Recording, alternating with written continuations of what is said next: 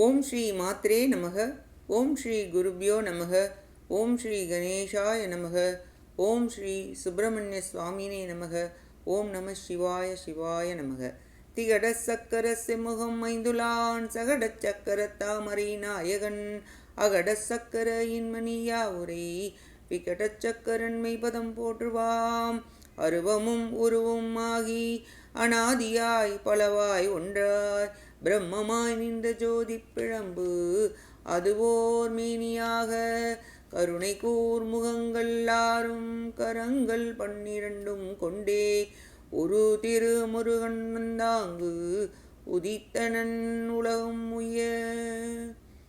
அனைவருக்கும் என் அன்பான வணக்கம்.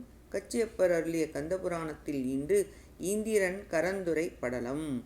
இப்படலம் சூரபன்மன் இந்திரனையும் இந்திராணியையும் சிறைப்பிடிக்க முயல அவர்கள் மாற்று வடிவத்துடன் நிலவுலகம் சென்று சீர்காழியில் மூங்கில் வடிவத்தில் இருந்து தவம் செய்து கொண்டு சிவ வழிபாடு செய்தலை கூறுகிறது.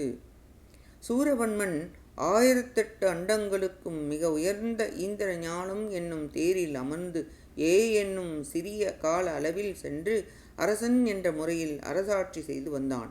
ஒவ்வொரு நிமிடமும் ஒவ்வொரு உலகத்தில் சஞ்சரிப்பான் சூரபன்மன். ஒரு சமயம் சூரபன்மன் இந்திரனை சிறையில் இட்டு இந்திராணியை கவர நினைத்தான். படைத்தலைவரிடம் இதை கூறி இந்திரனை சிறைப்பிடித்து என் முன் நிறுத்துக என்று கூறி அனுப்பினான். இந்திராணியை கைப்பற்றி என்னிடம் ஒப்படையுங்கள் என்று அசுர பெண்களிடம் ஆணையிட்டான். இதை ஒற்றர்கள் மூலம் அறிந்த இந்திரன் மிகவும் வருந்தி தன் மனைவியுடன் மறைந்தான். இதை அறிந்த அசுரர்கள் அந்தப்புறமும் அரண்மனையும் சென்று தேடி பார்த்து காணாது தேவர்களை அடித்து இரத்தம் பெருகுமாறு துன்புறுத்தினர். சூரபன்மனிடம் சென்று கூறினர். இந்திரனும் இந்திராணியும் காணவில்லை என்றவுடன் சூரபன்மன் மிகவும் கோபம் அடைந்தான். ஒற்றர்களை பல இடங்களில் தேட அனுப்பினான். இந்திரன் இந்திராணி இல்லாது உயிரற்ற உடல் போல் சொர்க்கலோகம் விளங்கியது. வைகுந்தம் சென்றிருந்த ஜெயந்தன் திரும்ப சொர்க்கம் வந்தபோது தேவர்கள் துன்பப்பட்டனர். ஜெயந்தன் தாய் தந்தையர் இல்லாது மிகவும் வருந்தினான். நாரதர் ஜெயந்தனை பார்த்து ஆறுதலாக பல வார்த்தைகள் கூறி ஜெயந்தன் எப்பொழுது இத்துன்பம் விலகும் என வினவினான் நாரதரிடம்.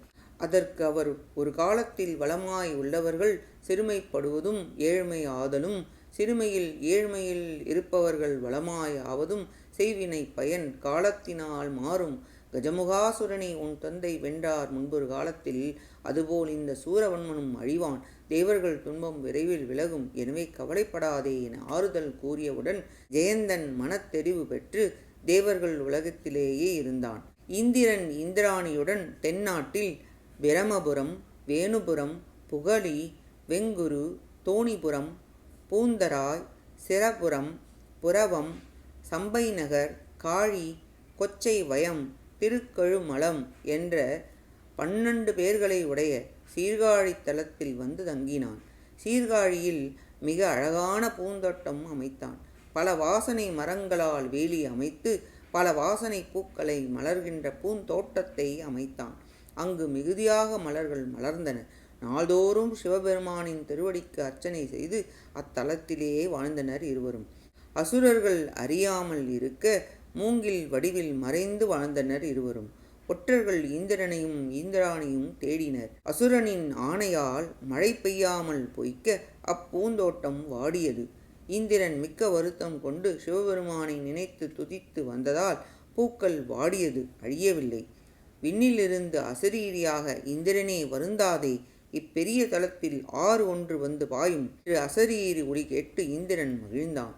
இவ்வாறாக இந்திரன் இந்திராணியுடன் சீர்காழியில் மூங்கில் வடிவம் கொண்டு சிவபெருமானை நாள்தோறும் அர்ச்சித்து துதித்தான் என கூறி இந்திரன் கரந்துரை படலம் நிறைவடைகிறது. அடுத்த பதிவில் விந்தியகிரி படலம் பற்றி பார்ப்போம். கேட்ட அனைத்து நல்லுள்ளங்களுக்கும் நன்றியும் வணக்கமும் கூறி விடைபெறுகிறேன். மூவிரு முகங்கள் போற்றி, முகம்பொழி கருணை போற்றி, ஏவரும் துதிக்க நின்ற ஈராறு தோள்கள் போற்றி, காஞ்சி மாவடி வைகும் செவ்வேல் மலரடி போற்றி, அண்ணான் சேவலும் மயிலும் போற்றி, திருக்கைவேல் போற்றி போற்றி. ஆறிரு தடந்தோள் வாழ்க, ஆறுமுகம் வாழ்க, வெப்பை கூரிசை தனிவேல் வாழ்க, குக்குடம் வாழ்க, செவ்வேள் ஏரிய மஞ்சை வாழ்க, யானைத்தன் அணங்கு வாழ்க, மாறிலா வள்ளி வாழ்க, வாழ்க சீரடியாரெல்லாம். வான்முகில் வழாது பெய்க மலிவலம் சுரக்க மன்னன் கோன் உரை அரசு செய்க குறைவிலாது உயிர்கள் வாழ்க நான் மறை அறங்கள் ஓங்க நற்றவும் வேள்வி மல்க மேன்மைக்குள் செய்வ நீதி விளங்குக உலகம் எல்லாம் வெற்றிவேல் முருகனுக்கு அரோஹரா. காஞ்சி குமரகோட்ட முருகனுக்கு அரோஹரா. நன்றி, வணக்கம். வேலும் மயிலும் துணை. ஓம் சரவண பவ. முருகாச்சரணம். திருச்சிற்றம்பலம்.